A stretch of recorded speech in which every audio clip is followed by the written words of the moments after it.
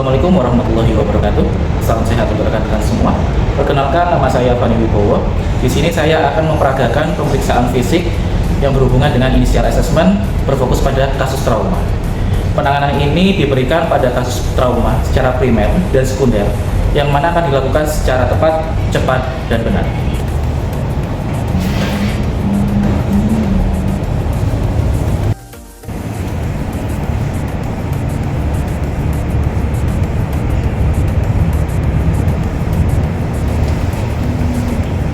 Langkah selanjutnya yaitu amankan lingkungan dan amankan pasien. Kita tutup pakai pembatas tempat tidur. Setelah itu kita lakukan cek respon. Pak, pasien tidak sadar. Kita call for help untuk bantuan. Minta tolong, ada pasien gawat di P1, mau dibantu.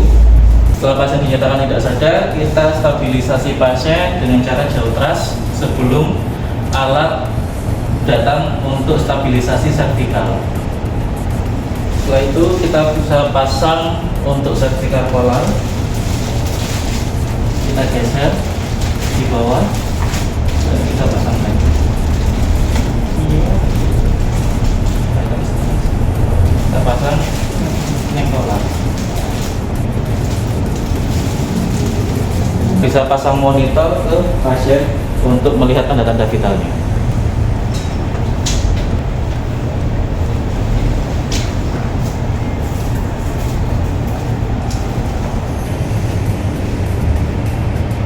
Ada suara tambahan snoring, bisa kita pasang opak, oro, pharyngeal, airway.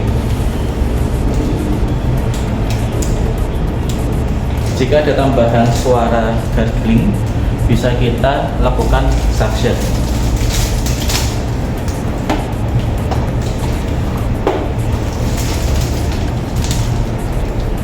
Setelah itu kita cek breathing, kita lihat pernapasan pasien, sadar saturasi oksigen dan pola pernapasannya.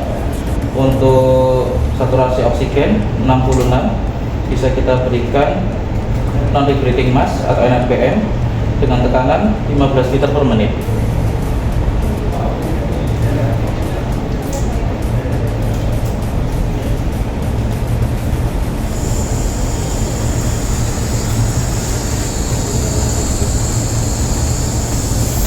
Kita tekan agar saluran udaranya mengembang. Boleh dipasang dulu.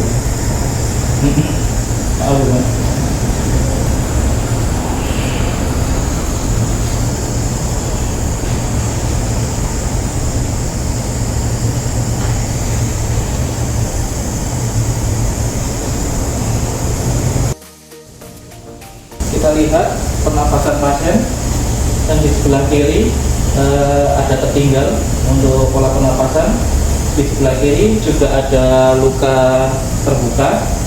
Di bagian leher ada jejas. Setelah itu kita bisa lakukan auskultasi.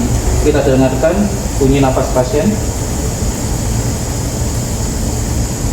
Vesikuler menjauh, vesikuler menjauh, vesikuler menjauh, bising usus 15 kali per menit. Bisa lakukan perkusi, sonor, hipersonor, sonor, hipersonor, sonor, hipersonor. Palpasi, kita lihat juga ada defisiasi trakea, dia lebih condong ke kanan. Setelah kita lakukan palpasi, kita lihat apakah ada krepitasi. Dari pemeriksaan fisik yang kita dapatkan tadi, adanya curiga ke tension pneumotorak. Untuk tindakan yang bisa kita lakukan yaitu needle thoracocentesis. Siapkan alatnya. Bisa kita ke arah dada. Setelah itu kita bisa lakukan fiksasi. Di needle thoracocentesis kita bisa berikan penutup di ujungnya dengan menggunting sedikit ujung handspring, dan ujungnya bisa kita gunting untuk aliran udara. Setelah itu kita evaluasi lagi untuk pergerakan dinding dada dan saturasi dan pola nafasnya. Untuk pola nafasnya sekarang sudah menjadi 22 kali per menit, untuk kadar oksigen sudah menjadi 99%. Untuk masalah di torak sudah teratasi. Setelah itu kita bisa lakukan inspeksi di bagian dada kiri. Ternyata di dada kiri ada luka terbuka. Kita bisa lakukan tindakan pemberian kasa 3 posisi. 3 luka terbuka di bagian dada, curiga adanya open pneumotorak. Kita lakukan pemberian kasa 3 posisi di area luka tersebut.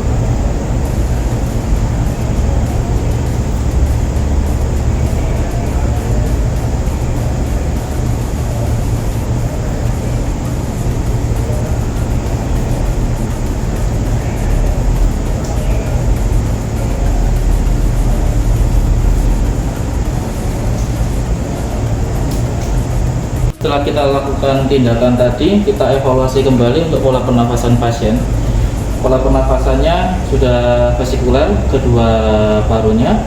Setelah itu untuk respirasinya 15 kali per menit, untuk kadar oksigennya 98%. Setelah kita lakukan cek breathing, bisa kita kembali untuk pengecekan sirkulasi. Untuk sirkulasi kita bisa mengecek tanda-tanda shock dan kadar pendarahan, bisa kita lihat apakah ada pendarahan terbuka atau tidak. Untuk pasien ini ada luka terbuka di bagian kepala, bisa kita lakukan tekan obat di bagian kepala, dan ada tanda fraktur pada femur, bisa kita lakukan pemasangan bidai. Lihat tanda-tandanya, kita lihat nadi yang di bagian pedis atau kaki. Untuk nadi teraba, kita lihat rangsangan sensoriknya. Bapak coba digerakkan. Oke, untuk kaki bergerak, setelah itu kita pasang neurologisnya. Setelah dilakukan 3 pemeriksaan itu, kita bisa melakukan pemasangan bidai.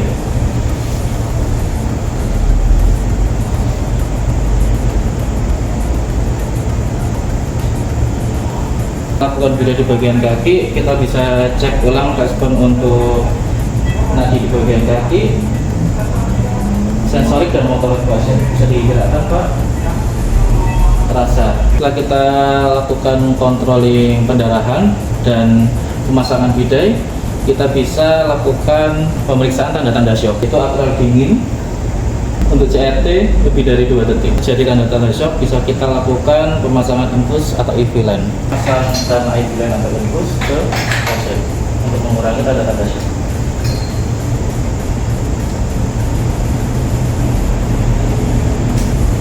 Pemasangan infus bisa kita ambil sampling darah untuk pemeriksaan penunjang lainnya. Setelah kita lakukan pemasangan IV line, bisa kita cross check lagi untuk tanda-tanda shock. Atrial sudah mulai hangat, CRT kurang dari 2 detik, untuk nadi sudah kurang dari 100 kali per menit. Cairan kita bisa melakukan pemasangan kateter untuk melihat intake, output dan input melalui cairan. Evaluasi cairan urin yang keluar setelah sesaat kita pemasangan selang kateter. Jika sirkulasi sudah clear, kita bisa melakukan pengecekan disability atau kesadaran. Bisa kita cek melalui DCS pasien. Kita beri rangsangan nyeri, Pak. DCS masih 111. Setelah itu kita bisa melakukan cek pupil. Kita bisa cek pupil dengan senter. Untuk pupil anisokor yang kanan 2 mm, yang kiri 4 mm. Setelah kita melakukan disability, bisa kita simpulkan untuk DCS pasien masih 111. Untuk pupil anisokor yang kanan 2 mm, yang kiri 4 mm. Untuk lateralisasi kanan kiri sama, yaitu 5-5. Setelah itu kita bisa lakukan exposure. Kita lihat untuk luka-luka yang tersembunyi di tubuh pasien. Kita bisa melepas keseluruhan baju pasien dan kita bisa melihat apakah ada luka di belakang punggung pasien dengan cara lock roll. Untuk mencegah biar pasien tidak terjadi hipotermi, bisa kita berikan selimut untuk menghangatkan pasien. Saya memberikan selimut kepada pasien untuk mencegah terjadinya hipotermi. Kita lakukan penghangatan dengan memberikan selimut agar tidak terjadi hipotermi. Kita bisa melakukan lock roll untuk melihat apakah ada luka-luka tersembunyi di belakang punggung pasien. Jika ada curiga fraktur di bagian pedis atau kaki, bisa kita miringkan ke bagian yang sehat. Kita bisa miringkan ke kiri.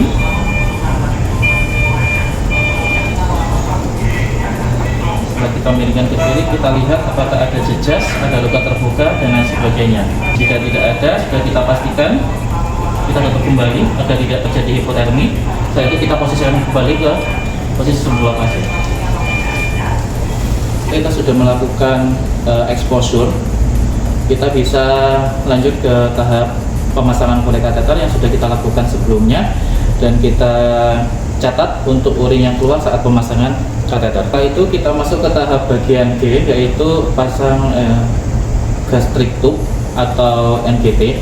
Kita lihat dulu apakah ada tanda-tanda fraktur basis kranii, yaitu pendarahan dari telinga, dari hidung, otorinore, ada bengkak di bagian mata atau tidak. Jika tidak ada tanda-tanda suspek fraktur basis kranii, bisa kita lakukan pemasangan NGT atau gastric tube. Sebenarnya untuk pemasangan gastric tube adalah untuk mengurangi distensi pada perut. Setelah itu kita melihat evaluasi cairan lambung yang kita dapatkan saat kejadian. Apakah ada darah, ada cairan yang lain, atau ada udara. Tujuan lain adalah untuk memasukkan nutrisi saat pasien stabil dan bisa memasukkan obat-obatan juga, dan mencegah terjadinya aspirasi pada ususnya. Kita melakukan prosedural tindakan kegawatan untuk inisial assessment pada pasien trauma. Bisa kita lakukan evaluasi di RW kembali. Untuk RW, pasien stabil, tidak ada sumbatan, pasien sudah terpasang OPA, orofaringeal RW, sudah terpasang oksigenasi dengan tekanan 15 liter per menit. Untuk jalan nafas, tidak ada suara nafas tambahan. Untuk RW, pasien clear. Situasi breathing, pasien sudah terpasang oksigenasi dengan tekanan 15 liter per menit. Pasien juga sudah terpasang needle thoracosintesis dengan pernafasan sekarang 15 kali per menit. Untuk kadar oksigen sudah mencapai 98%. Untuk sirkulasi kita bisa kaji tanda-tanda evaluasi tanda-tanda shock, yaitu untuk atral sudah mulai hangat, CRT sudah kembali kurang dari 2 detik.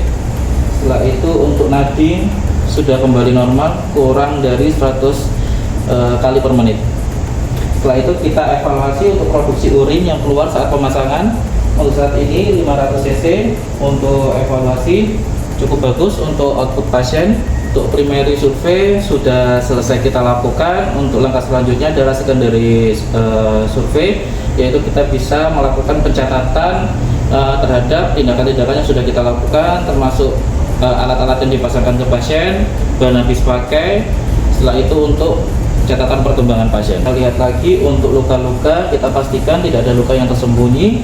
Kita dapatkan ada luka di bagian kepala, setelah itu ada di bagian dada sebelah kiri, dan ada di bagian kaki sebelah kanan.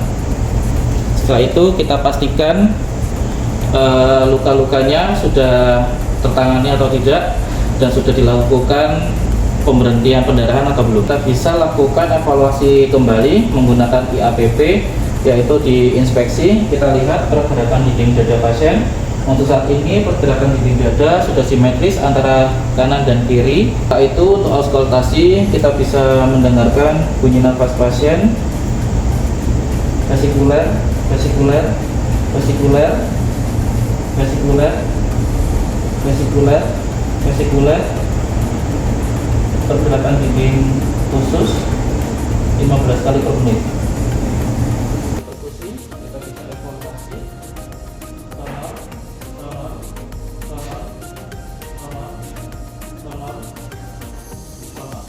Pasti kita bisa pengecekan apakah adanya gravitasi atau tidak. Tidak ada gravitasi, tidak ada gravitasi di bagian perut, tidak ada distensi. Kita pastikan untuk primary dan secondary survei sudah kita lakukan semua. Kita catat untuk pendokumentasian yang sudah kita kerjakan. Setelah itu kita lakukan edukasi kepada keluarga pasien. Dan jika untuk tindakan semuanya sudah selesai kita lakukan, kita bisa melakukan pemeriksaan penunjang seperti cek darah, CT scan bisa jika diperlukan, dan tindakan fotoronsen kepada daerah-daerah yang curigai adanya fraktur. Demikian video presentasi mengenai initial assessment yang berfokus pada kasus trauma. Kurang lebihnya saya mohon maaf. Wabillahi taufiq wal hidayah. Wassalamualaikum warahmatullahi wabarakatuh.